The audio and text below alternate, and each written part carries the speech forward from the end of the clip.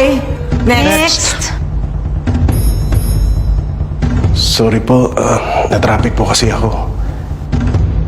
Bakit ganyan ang itsura mo? Kabayo bang sinakyan mo? Ay, lapot. Girl. Ali Makapagal. So what do you do? 10 years po yung restaurant ko as a chef owner. Yun lang, nabankrupt po yung resto. Supposedly, laser focus dapat ako bilang negosyante. Dapat lahat nakikita ko, lahat napapansin ko. Pero may isang spot pala akong na-miss.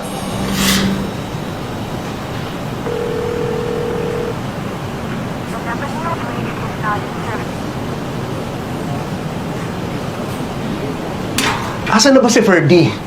Anong oras ba siya darating? Sir, sorry. Hindi po ba nagsabi sa inyo? Na ano? Magre-resign na daw po siya. Eh di dapat pala terminate ko na lang siya. Eh yung order ba ni Mr. Lee, okay na? Okay na po. Ito na, sir.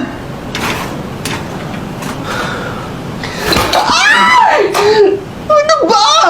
Umalis ka sa harapan ko. Sorry po, sorry po. Umalis ka! You're fired! Sorry po.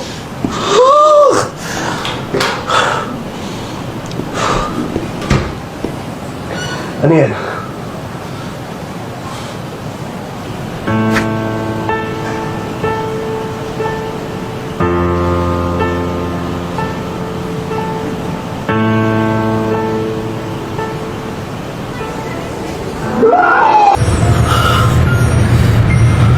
Si Mr. Lee pala. Ewan ko nga kung anong kagagahan meron ako nun eh. Pakiramdam ko ngayon, parang kaya ako lang naman sinubukang humabol sa airport nun. Kasi parang sasabog na yung buong katawan ko eh. Alam ko namang hindi ko aabutan ng mga animal. At saka, ano pa nga bang magagawa ko? Kung maabutan ko man sila, magwawala ako sa airport? Mag-i-skandalo ako? No! 6 months later, I lost everything.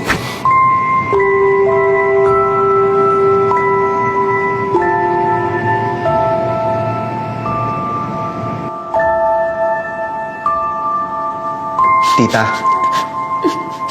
mas affected ka ba doon sa nagkukwento? Ikaw gusto mong tubig? Tissue. Sa